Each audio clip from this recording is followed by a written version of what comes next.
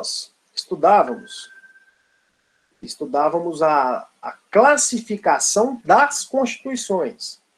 A Constituição, quanto à origem, ela pode ser outorgada, plebiscitária, dualista, promulgada.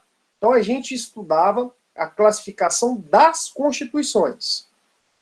Na aula de hoje, né, a partir da aula de hoje, nós vamos começar a estudar a classificação das normas constitucionais. Ou seja, a gente restringe muito mais o nosso objeto de estudo, nosso objeto de análise aqui.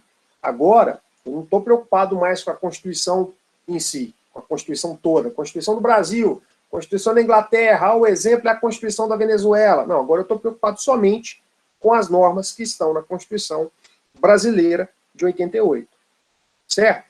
Então, o primeiro ponto, o que nós vamos fazer? Nós vamos classificar essas normas a partir de parâmetros desenvolvidos sobretudo, pelo professor José Afonso da Silva. Então, essa tese, a gente vai trabalhar, porque é a que mais cobrada em prova de concurso, a que mais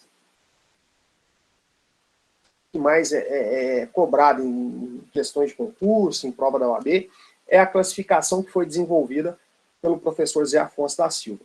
Embora existam outras classificações que a gente também vai estudar, né, que vira e mexe aí aparece em concurso que a gente precisa saber.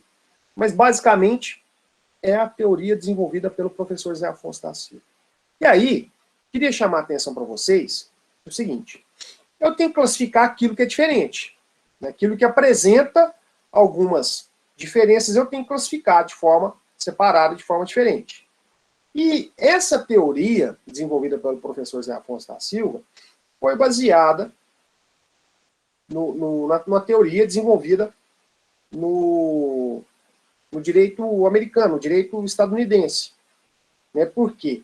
A partir da análise, a partir do estudo das normas constitucionais estadunidenses, se chegou a uma conclusão, que existiam normas autoexecutáveis e normas que não eram autoexecutáveis.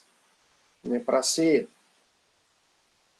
honesto, a teoria, né, chamam-se de uma expressão que é muito utilizada pelos constitucionalistas brasileiros, normas self-executing e not self-executing, né, normas que são aplicáveis, auto-aplicáveis, é uma expressão que aparece muito também, normas constitucionais auto-aplicáveis e não auto-aplicáveis.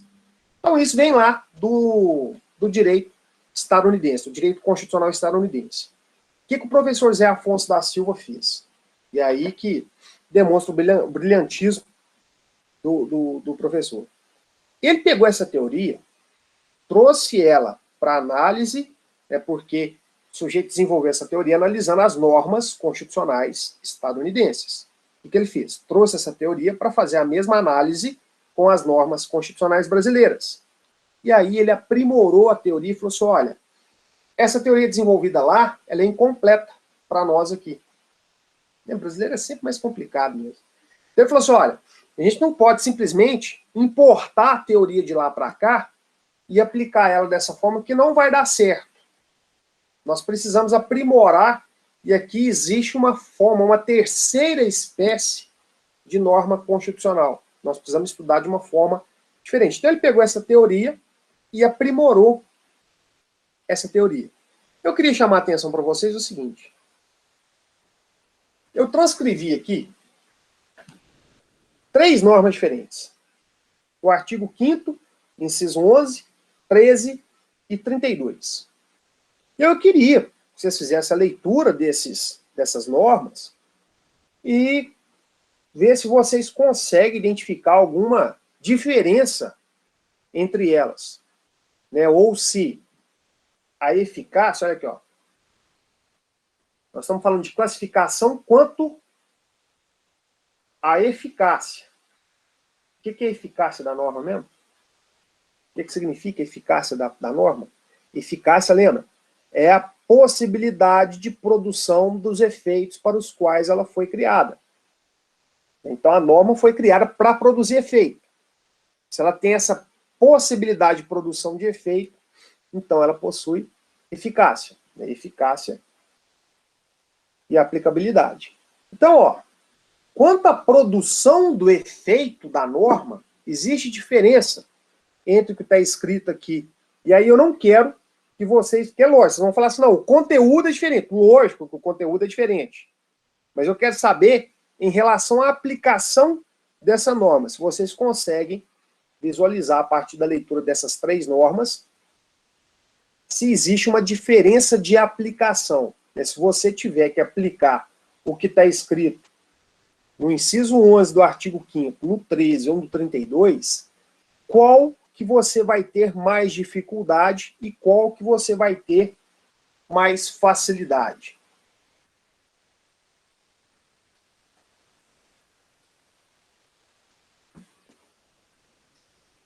E de ponto você vai falar assim, ó, beleza, ó, a primeira que fala da inviolabilidade da casa do indivíduo, a segunda fala sobre exercício de trabalho, de profissão, e o terceiro fala sobre a defesa do consumidor. Beleza, você me falou o conteúdo.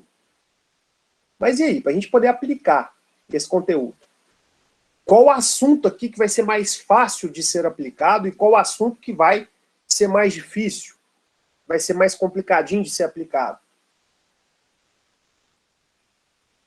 Então, olha só, o inciso 11 fala, a casa é asilo inviolável do indivíduo. Ninguém nela podendo penetrar sem o consentimento do morador, salvo em caso de flagrante delito ou desastre, ou para prestar socorro, ou durante o dia, por determinação judicial. O inciso 13 fala que é livre o exercício de qualquer trabalho, ofício ou profissão, atendidas as qualificações profissionais que a lei estabelecer. Não vai ter ninguém aqui destacando. Carnaval que virou isso aqui. Olha aqui. Então, além do que a Constituição está dizendo aqui, em relação ao exercício do trabalho, do ofício, da profissão, tem algumas coisas que vão estar escritas, né, que podem estar escritas na lei. A palavra lei apareceu aqui, no inciso 11. E olha o que está escrito no 32. O Estado promoverá, na forma da lei, a defesa do consumidor. Então, a primeira diferença que a gente nota é o seguinte. Aqui, ó. O inciso 11, hora nenhuma mencionou a lei. O inciso 11 vem de forma integral, fala assim, ó, é isso aqui, ó, o assunto que eu estou tratando é esse aqui. E se ele está na Constituição, ele está bem posicionado porque ele está na norma mais importante que existe. Agora, o inciso 13, ele vem e fala assim, olha, a Constituição está tratando desse assunto aqui, mas além da Constituição, o assunto também é tratado, ou o assunto poderá ser tratado pela lei. Agora, o inciso 32 fala, ó, o Estado tem que promover a defesa do consumidor. Mas como que vai promover a defesa do consumidor? Aí, o que eu quero chamar a atenção para vocês? O assunto que está tratado no inciso 11, se não existir lei nenhuma falando sobre ele, você consegue fazer com que esse assunto produza efeito? Vão melhorar. Qual que é o direito que está escrito no inciso 11? O direito escrito no inciso 11 é a inviolabilidade da casa. É o chamado, tecnicamente melhor, chamado de inviolabilidade de domicílio.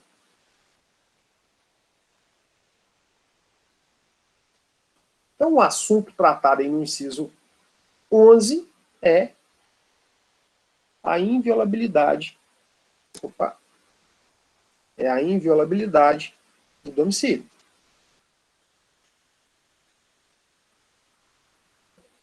Eu consigo exercer esse direito? Eu consigo falar assim para a polícia, ó, não, você não pode entrar na minha casa, não. Consigo falar para minha sogra, falar, ô sogra, peraí, artigo 5º, inciso 11 da Constituição Federal. Eu te taco um processo por danos morais se você pôr o pé aqui dentro da minha casa. Será que eu tenho esse respaldo jurídico de falar isso? O que é o conteúdo? O que está escrito aí? A casa é asilo inviolável do indivíduo. Ninguém, não tem exceção aí, a sogra não pode, a polícia não pode, ninguém nela podendo penetrar sem o consentimento do morador. A não ser em caso de flagrante delito, a não ser em caso de desastre, a não ser para prestar socorro, ou desde que seja durante o dia, por determinação judicial. Fica claro o direito previsto aí? Eu consigo exercer ele do jeito que ele está escrito aí? De forma muito simples, de forma muito tranquila.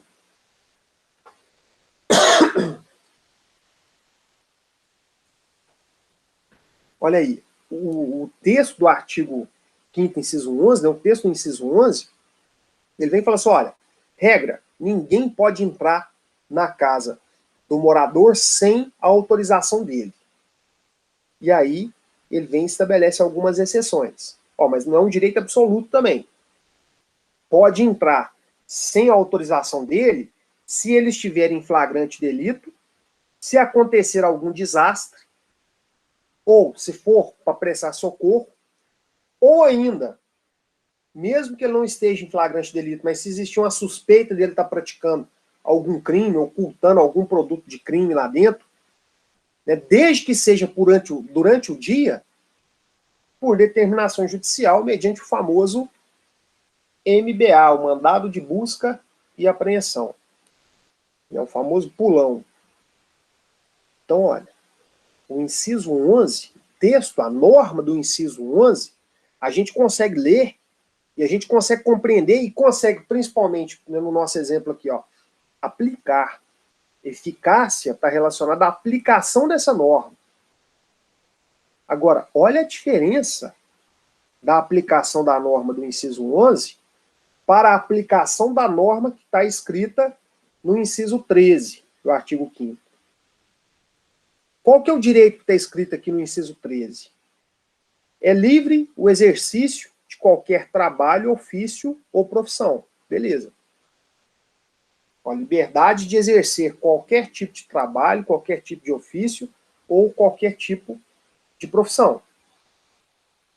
Então, se a Constituição, no artigo 5º, inciso 13, fala que eu posso exercer qualquer tipo de trabalho, qualquer tipo de profissão, então a partir de amanhã eu vou começar a operar as pessoas, vou começar a fazer cirurgia plástica nos outros, a partir de amanhã. Eu vou assistir aqui umas videoaulas no YouTube, eu vou, né, assistir uns tutoriais aqui e vou começar a fazer cirurgia plástica. Posso fazer isso? Não. Por quê? Por que eu não posso fazer isso? Por que eu tenho que fazer a faculdade de medicina? Eu tenho que ter lá, tem que ser formado, eu tenho que fazer uma especialização para eu estar autorizado a exercer a profissão de médico cirurgião. Por que eu tenho que fazer isso? Então, olha aqui. Que a Constituição, diferentemente do que ela fez lá no inciso 11, ela vem e fala aqui, ó, você pode exercer qualquer trabalho, qualquer ofício ou qualquer profissão, desde que você atenda às qualificações, os requisitos, os critérios profissionais que a lei estabelecer. Então você não pode acordar amanhã e falar assim, não, amanhã, a partir de amanhã, eu começo a minha profissão de advogado. A partir de amanhã eu começo a minha profissão de delegado da Polícia Federal. A partir de amanhã eu começo a minha profissão de cirurgião plástico. Não tem jeito, por mais que a Constituição fale assim, olha, beleza, você pode exercer a profissão que você quiser, porém, você vai ter que atender, você vai ter que respeitar as qualificações profissionais que a lei vai estabelecer. E aí eu pergunto para vocês, né, nos dois exemplos que eu citei aqui, no exemplo do advogado e no exemplo do médico, existe lá uma lei que fala assim, olha, para você se tornar advogado, você tem que fazer faculdade de Direito, você tem que ser aprovado no exame de ordem, para então, depois você apresentar uma documentação danada, uma papelada danada, para você estar habilitado a exercer essa profissão. A do médico, a mesma coisa. A lei vem e estabelece lá uma série de condições, de requisitos que você tem que cumprir para poder exercer a profissão de médico. Agora eu pergunto, e se não existe lei nenhuma? Né, a discussão que existe aí em relação aos jornalistas, né, se é necessário, se é exigido o diploma, né, o curso superior, ou se não há necessidade. É a profissão de músico. Se há necessidade de ter a carteirinha lá de músico para poder exercer a profissão de músico, ou se não há necessidade. Qual que é a solução desses dois problemas? Existe lei? Não, não existe lei. Se não existe lei, qualquer pessoa pode exercer essa profissão? A lei não fala nada, né, que tem que fazer faculdade de música, ou que tem que fazer faculdade de jornalismo para poder ser jornalista. A lei não fala absolutamente nada. Ó, não existe lei. Quer ver? Não existe lei que estabelece qualquer qualificação profissional para a pessoa ser jornalista. E aí? É livre de forma mais ampla, de forma mais aberta do que a profissão de médico, do que a profissão de advogado? Ou não? Ou não dá para exercer a profissão de jornalista enquanto a lei não for criada, estabelecendo lá as qualificações profissionais que têm que ser atendidas? Sem a lei estabelecer qualquer tipo de qualificação profissional, é possível o exercício da profissão? Lógico. Olha o tanto de jornalistas que a gente tem Brasil afora aí, sem ter curso de jornalismo. Lógico. Então, se a lei não fala nada, nós vamos respeitar o que está escrito na Constituição. É livre o exercício de qualquer profissão, mas você tem que atender os requisitos que estão previstos na lei. Existe lei prevendo requisito para a pessoa ser jornalista? Não, não existe. Tem requisito nenhum. Beleza? Então, qualquer pessoa pode exercer essa profissão. Legitimamente. Agora, para ser médico, existe lei? Existe. Então, a pessoa, para exercer a profissão legitimamente de médico, ele vai ter que fazer uma faculdade de medicina, ele vai ter que se submeter lá às regras do Conselho Federal de Medicina para poder estar habilitado a exercer essa profissão. Certo? Vou dar uma olhada aqui no chat.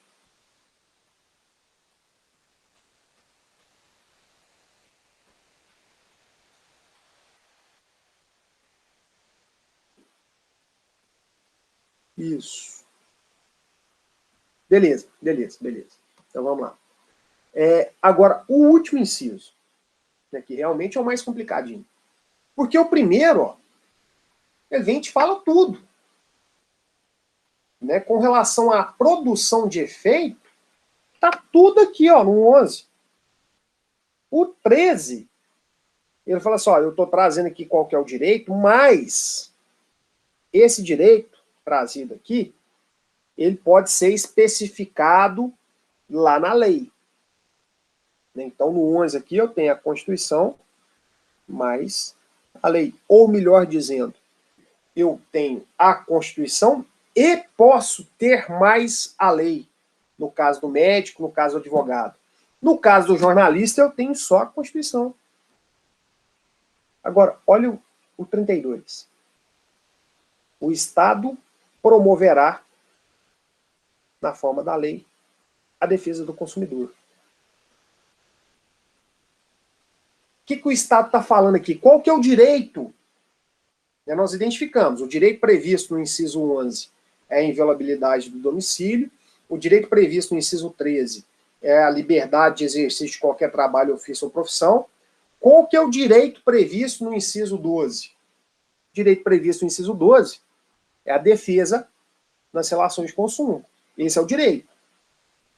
Ó, o consumidor, numa relação de consumo, ele tem que se defender. O Estado tem que defender ele dentro dessa relação de consumo.